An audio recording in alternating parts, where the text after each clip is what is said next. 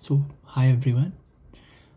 My name is Aryan, and I'll not take much of a time, but as a caretaker of a glioblastoma patient, and all of the research that I did in these 2 years, whether it's any trials or anything regarding GBM, I don't think so. I have left anything unturned or anything that I don't know. My advice of my father.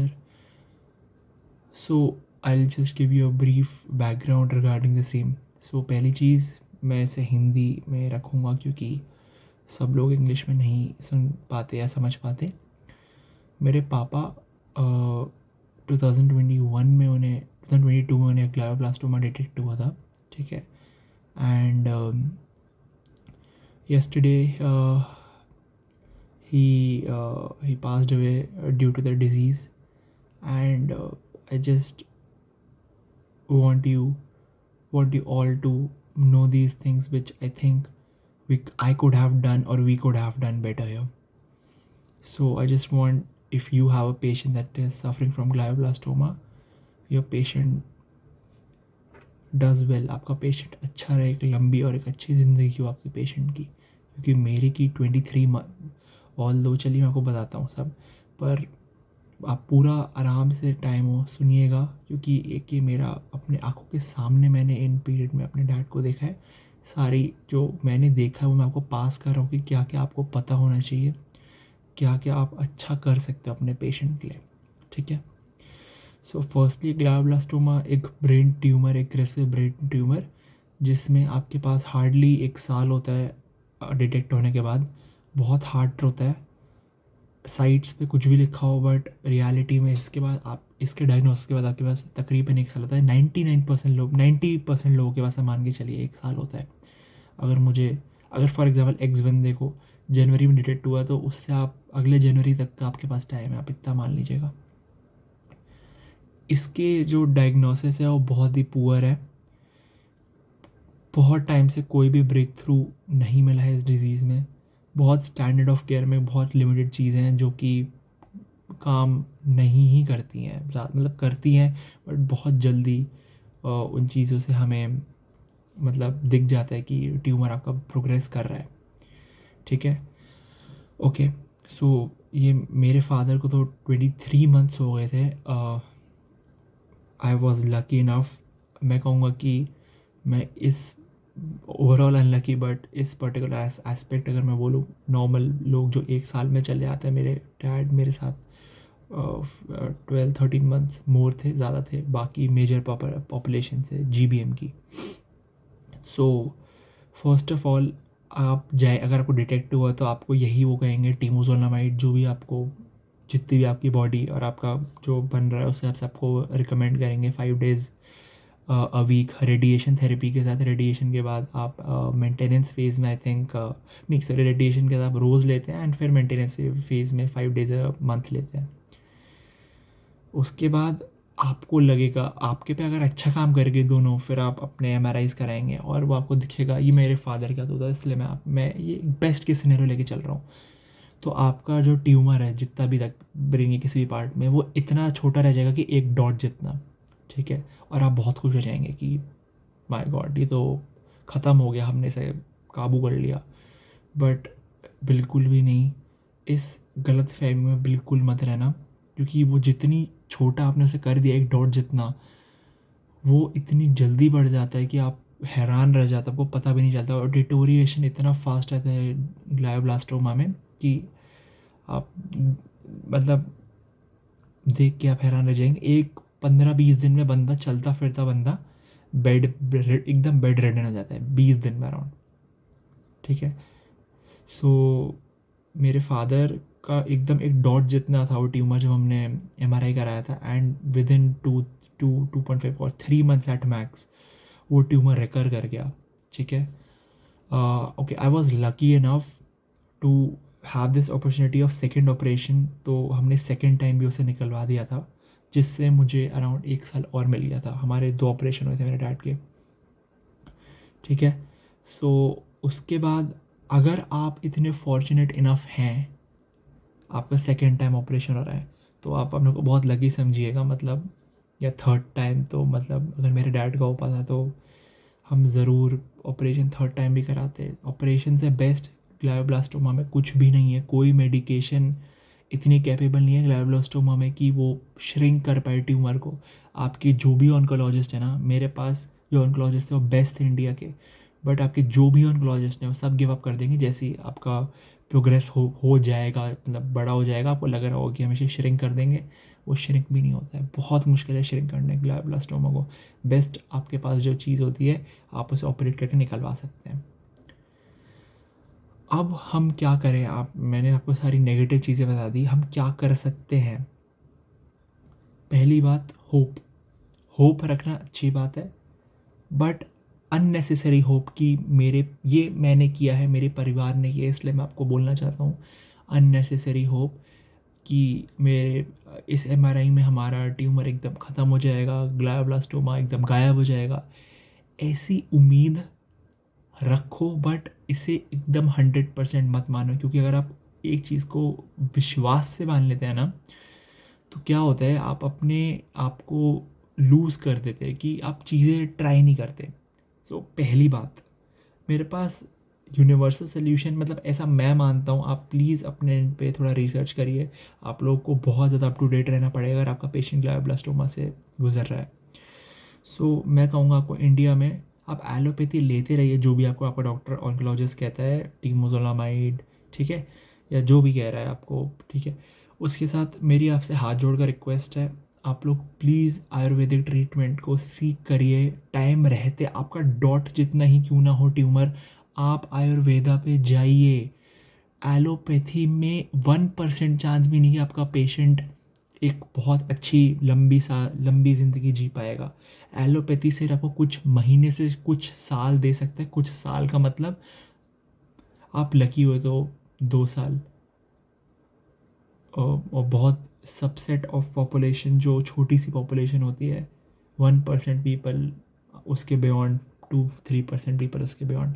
सो मेरी आपसे बस ये request है कि आप Ayurveda treatment को सीख करें। पर्सनली अगर आप मेरे से एक रिकमेंडेशन लेंगे, कोई भी स्पॉन्सर्ड नहीं है, बट वहाँ मैं गया था, बट मैं काफ़ी लेट हो गया उधर जाने में, मेरे पापा वो कोर्स को पूरा नहीं कर पाए, उस ट्रीटमेंट को पूरा नहीं कर पाए जो आयुर्वेदिक ट्रीटमेंट था। सो अराउंड 15 डेज़ मेरे डैड पूरे कर पाए थे वो, और 1 मंथ का था वो, और डॉक्टर्स काफ़ी कॉन्फिडेंट थे कि हम 1 मंथ में उस चीज़ को हम वो इम्प्रूवमेंट देख पाएंगे जिसको हमें देखना था आयुर्वेदिक ट्रीटमेंट में। और ये मत आप सोचिएगा कि एलोपैथिक और आयुर्वेदिक ट्रीटमेंट साथ चल सकता है कि नहीं चल सकता। देखिए, ये साथ चल सकता है, पहली बात बिल्कुल चल सकता है, और आपके पास ज़्यादा ऑप्शंस नहीं है। हमें अपना जो पेशेंट है, हमारा जो जिससे हम प्यार करते हैं, हमें उसे लंबे समय के लिए देखना है, उसके लिए हमें हाथ पैर मारने पड़ेंगे, थोड़े एक्सपेरिमेंट्स भी करने पड़ेंगे, बट आयुर्वेदिक का कोई साइड इफ़ेक्ट नहीं है। साइड इफ़ेक्ट सिर्फ और सिर्फ एलोपैथी का होगा, जो भी होगा आपका। एलोपैथी ज़रूर लीजिए, मैं मना नहीं कर रहा हूँ, बट आयुर्वेदिक साथ में ज़रूर, बिल्कुल एक्टिव रहिए। स्टार्टिंग में ही आयुर्वेदिक ट्रीटमेंट पे जाइए, आप ऑपरेशन करा लिए, आयुर्वेदिक पे जाओ। अभी भी जिस समय आप ये वीडियो देख रहे हो, आप अपने सारे काम को रोक के आयुर्वेदिक ट्रीटमेंट पे जाइए, जो बेस्ट आपके एरिया में है वहाँ प्लीज़ जाइए। आयुर्वेदिक में ही मैं आज भी मानता हूँ, क्या पता अगर हम पहले शुरू करते और मेरे डैड पूरा करते कोर्स, तो हम बिल्कुल एक अच्छी रिजल्ट्स देखते, और मैं जानता हूँ उस लोगों को जिन्होंने आयुर्वेदिक ट्रीटमेंट से अपना पूरा ट्यूमर ख़त्म किया। सो मेरा मैं डिस्क्रिप्शन में भी डाल दूँगा, एक जहाँ मैं गया था वो था आपका प्लैनेट आयुर्वेदा, जो चंडीगढ़ में है। ये दवाई अपने आप खुद मैन्युफैक्चर करते हैं, इसलिए इनका एक पॉजिटिव पॉइंट है, और प्लस मैंने इनके बहुत इस पर्टिकुलर डोमेन में मैंने थोड़े 1-2-3 केस सुने हैं पॉजिटिव, 1-2 केस सुने हैं पॉजिटिव, ठीक है। बस मेरी आपसे ये रिक्वेस्ट है कि आप आयुर्वेदिक ट्रीटमेंट बिल्कुल सीख करें, साथ साथ जिस समय भी आप ये वीडियो देख रहे हैं, जिस समय देख रहे हैं आप ये वीडियो, उस समय आप आयुर्वेदिक ट्रीटमेंट सीख करें। आपका पेशेंट जाने लायक है तो उसे उन्हें लेके जाइए, नहीं जा सकता तो आप खुद जाइए, उनकी ज़रूरत मैंडेटरी नहीं है, प्रेजेंस उनकी मैंडेटरी नहीं है वहाँ पे। बात रही ऑपरेशंस की, मैं मेरी तरफ से ये एक एडवाइस रहती है, अगर आपका ऑपरेशन पॉसिबल है किसी भी ऐसे पार्ट में ब्रेन के, तो ज़रूर कराइए, डरिए मत ऑपरेशन से। ये ऑपरेशन के बिना आपका पेशेंट वैसे ही नहीं सर्वाइव कर पाएगा, क्योंकि कोई भी मेडिकेशंस नहीं कर पाएगी उसे श्रिंक, जहाँ तक मैं जानता हूँ। ओके, एक और टॉपिक है जो मैंने सुना है लोगों से, एक है कि जब हमारा ट्यूमर प्रोग्रेस कर रहा होता है हम एलोपैथी में क्या कर सकते हैं। इसका मतलब ये है कि आपकी टीमोजोलामाइड काम करना बंद कर चुकी है। सो कुछ लोग टीमोजोलामाइड चलाते भी हैं। सो पहले मैं लेता हूँ फर्स्ट केस कि आपका पहला ऑपरेशन हुआ है ना, आपका ट्यूमर प्रोग्रेस कर रहा है। उसमें आपकी एक एफडी अप्रूव्ड दवाई है जो कि डॉक्टर्स पता नहीं कुछ बताने से बचते हैं, क्योंकि वो दवाई मेरे ख्याल से थोड़ी महंगी है। बट वो दवाई आप सीख करें, बिल्कुल उसके बारे में पूछें और कहें कि हमें ये दवाई चाहिए। दवाई का नाम है बेवैसिजुमैब, उसका दूसरा नाम एवास्टिन भी होता है, जो कि ट्यूमर की ग्रोथ को सरप्रेस करता है। उसकी जो ब्लड वेसल्स फीड कर रही होती है उन्हें ब्लॉक करता है, और आपका ट्यूमर काफ़ी टाइम तक स्टेबल रहता है। काफ़ी टाइम मतलब 6 7 8 महीने आपको आराम से स्टेबिलिटी रहती है। ये मेरे केस में था। तो एवास्टिन को आप ज़रूर सीख करें। इसका जो नेम है, केमिकल नेम, उसे बेवैसिजुमैब कहते हैं। आप ज़रूर से जाके, जब भी आपका ट्यूमर प्रोग्रेस कर रहा हो, अगर प्रोग्रेस कर रहा है फर्स्ट ऑपरेशन के बाद और सेकंड आपका पॉसिबल नहीं है, बेवैसिजुमैब को आप ज़रूर सिर्फ अपने ऑन्कोलॉजिस्ट से बातें करें। सेकंड ऑपरेशन अगर आपका पॉसिबल है, जो मेरे साथ हुआ था, आप ये एक सेकंड ऑपरेशन के बाद आप बेवैसिजुमैब तो चलाइए ही चलाइए, साथ में आप टीमोजोलामाइड का कोई ऑल्टरनेटिव, क्योंकि सिंस वो काम नहीं कर रही थी, ऑल्दो हमने टीमोजोलामाइड ही चलाई थी, आप अपने डॉक्टर से डिस्कस करना है इस बारे में कि क्या टीमोजोलामाइड का कोई ऑल्टरनेटिव है, जो सिंस टीमोजोलामाइड काम शायद नहीं करे, आपका ट्यूमर रेजिस्टेंट हो टीमोजोलामाइड से। सो क्या हम कोई और कीमोथेरेपी टीमोजोलामाइड के अलावा देख सकते हैं? कुछ जो मैं जानता हूँ, बट इसके बारे में आप डिस्कस करना अपने ऑन्कोलॉजिस्ट से। एक मैं बिल्कुल श्योर नहीं हूँ, बट एक इरनोटिकैन और एक लोमस्टीन, ये 2 कीमोथेरेपीज़ हैं जो आप एक बार डिस्कस ज़रूर करना, ठीक है। एंड लास्टली एक एक्सपेरिमेंटल चीज़ है, बाहर भी एक्सपेरिमेंट्स पे है, कुछ साइड इफ़ेक्ट्स ऐसे नहीं है, तो मैं कहूँगा कि आपको वो भी एडमिनिस्टर करनी चाहिए, क्योंकि अगर आप पे वर्क करी है आपकी पेशेंट पे, मेरे पेशेंट पे नहीं करी है वो, अगर वो करी है आपके पेशेंट पे तो आप अच्छा खासा टाइम देख पाएंगे अपने पेशेंट को अपने साथ। सो उसका नाम है DC vaccine. So basically that's dendritic cell vaccine. उसका एक लंबा प्रोसीजर है, आपका एक प्रोसीजर है लिक्योफेरेसिस, जो आपके थाइस से ब्लड सक करा जाता है, एंड उन सेल्स को, आपके जो सेल्स डेंड्राइटिक सेल्स होता है आपके ब्लड में, उन्हें ट्रेन करा जाता है कि वो ट्यूमर को आइडेंटिफाई करें एंड देन उन पर अटैक करें, ठीक है। अच्छा, मेरी रिकमेंडेशन ये है, अगर आप डेंड्राइटिक सेल वैक्सीन कराने जा रहे हैं, सो उस सीन में आप एक ऐसे बंदे के पास जाएं जो आपके ट्यूमर भी यूज़ करें आपका। कुछ कुछ डेंड्राइटिक वैक्सीन कुछ कंपनियाँ ऐसे बना रही हैं कि वो सिर्फ ब्लड्स लेके बना देती हैं, बट ट्यूमर एक कंपनी जैसे जो ट्यूमर का सैंपल लेके बनाती है, आई होप आपके पास ट्यूमर सैंपल ज़रूर होगा। सो ऐसी कंपनीज़ को सीख करिएगा। इसके इंजेक्शंस बनते हैं और आपको घर पे भी लग सकते हैं आप चाहो तो, या हॉस्पिटल में भी लग सकते हैं, ठीक है। सो डेंड्राइटिक सेल वैक्सीन मेरे हिसाब से आपको is a like you don't have anything to lose but only to gain in this case. आपका होने के लिए कुछ नहीं है, सिर्फ पा सकते हो, ऐसा मैं समझता हूँ जितनी मेरी समझ है, ठीक है। ऑब्वियसली इनमें कोई गारंटी नहीं काम करने की, बट एक पॉजिटिव रिजल्ट्स देखे गए हैं ओवरऑल डेंड्राइटिक सेल वैक्सीन के ग्लायोब्लास्टोमा पेशेंट्स में।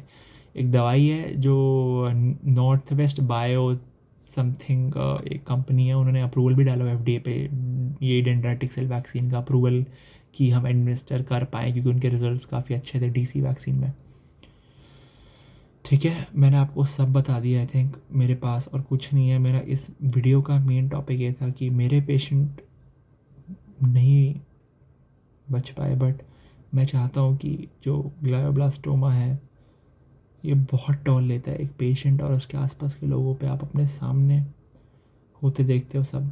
मैं चाहता हूँ कि आपका पेशेंट एक लंबी और एक अच्छी उम्र हो आपके पेशेंट की।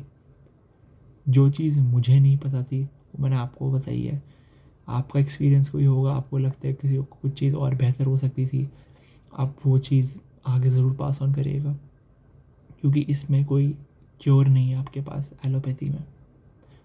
बाकी का मैं कुछ नहीं कहता, गारंटी किसी चीज़ की नहीं है, बट अगेन जब किसी चीज़ के साइड इफ़ेक्ट्स नहीं है आपको ज़रूर ट्राई करनी चाहिए वो चीज़, ऐसा मेरे को लगता है। बाकी आप समझदार हैं एंड मैं बस यही दुआ करूँगा कि आप जितने लोगों के देख रहे हैं इंडिया से, आपका पेशेंट एक अच्छी और एक स्वस्थ ज़िंदगी जिए।